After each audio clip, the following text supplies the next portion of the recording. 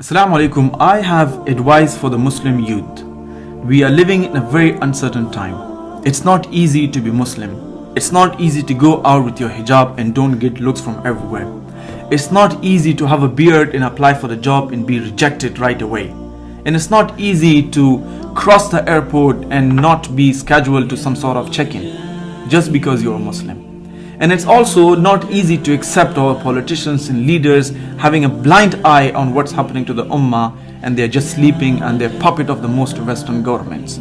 It's very difficult, I know that. And it's not easy to be labeled as a terrorist and extremist when you are a lovely and funny person, mashallah. So inshallah, here are the 8 advice for the Ummah, and generally, particularly for the youth.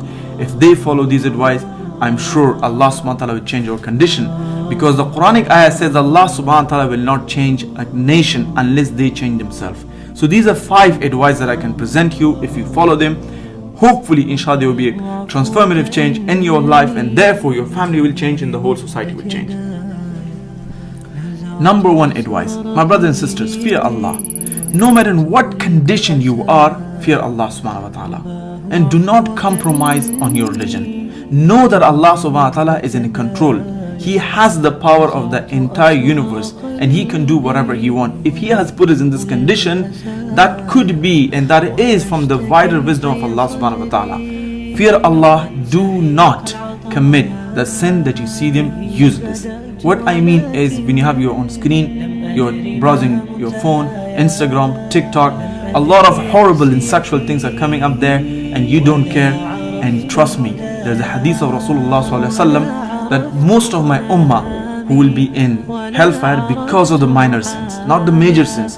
The little things that we don't take serious, because of those things we might end up in hellfire. So number 1, fear Allah subhanahu wa ta'ala. It will solve a lot of your problem. Number 2, my brothers and sisters, make sure that your rizq is halal.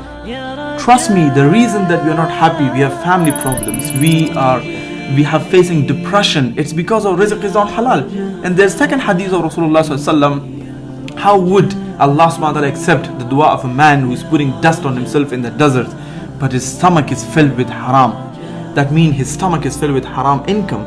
It could be any sort of income, but make sure that your income is halal. When your income is halal, wallahi, most of your problem will be solved. Because the issues and the problem that we have in our daily life is because our income is not from the halal sources. That is really, really important. But we genuinely don't care. We genuinely don't care about income. We only care if we can get as much money we want. That's important. But that's not important from the source, from which source that money is coming to me. If it's halal or not. Make sure that your income is halal. Wallahi, most of the problem will be solved. The third advice I can give is increase yourself in knowledge. I cannot emphasize how important knowledge is. I'm not only saying Islamic knowledge, knowledge of dunya. Learn some skills, build some values in yourself, so you can sell those values and earn halal rizq. Point number 2, Allah subhanahu wa ta'ala, the first ayah which was revealed, Iqra bismi rabbikal ladzi khalaq. Read in the name of Allah subhanahu wa ta'ala. And the ayah continues, but the point is, today we don't read anything. There was research done that the Muslim are the least nation who reads, particularly people in back home, they don't read. Make sure that you read the seerah of Rasulullah sallallahu alaihi wasallam. Learn the deen of Allah subhanahu wa ta'ala. Build some real life skills that you can sell it. Not knowing the principles of Allah subhanahu wa ta'ala is not valid excuse. Learn the deen of Allah subhanahu wa ta'ala and increase yourself in knowledge. Number 4, the advice that I can give you is, do not listen to extremist and liberal ulama. We have 2 types of people. One type is extremist, and the second type are most liberal.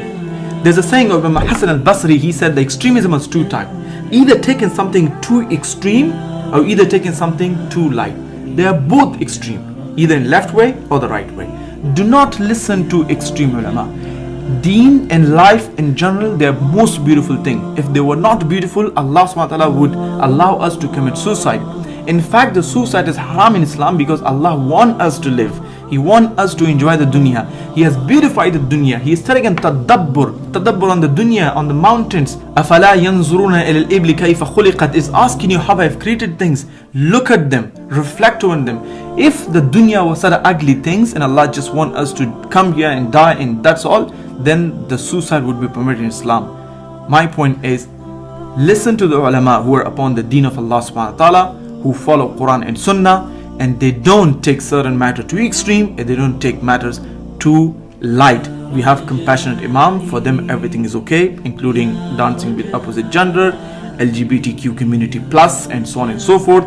Don't go towards them, and don't go towards them that everything is fasiq and everyone is kafir except himself and bunch of his companions around him who are just praising him, and that's why they are good and everybody else is kafir, and there's nothing but evil coming from every side, and nothing can be solved except the bloodshed.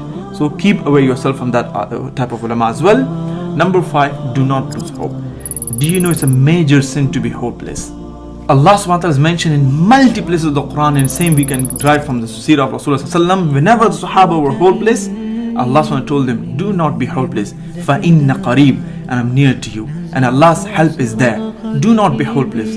Don't worry. Whatever is happening, it's part of the bigger wisdom. If we change ourselves and we are good Muslim, don't you think that Allah subhanahu wa ta'ala will give us the authority and the keys of peace and tranquility in dunya, inshallah. So these are 5 advice that I shared with you. If you can please go to your home and share this advice with your friends and family. And if you can share this video, you will get equal reward if anybody follow this advice and implement it in their life. Assalamu alaikum wa rahmatullahi wa barakatuh.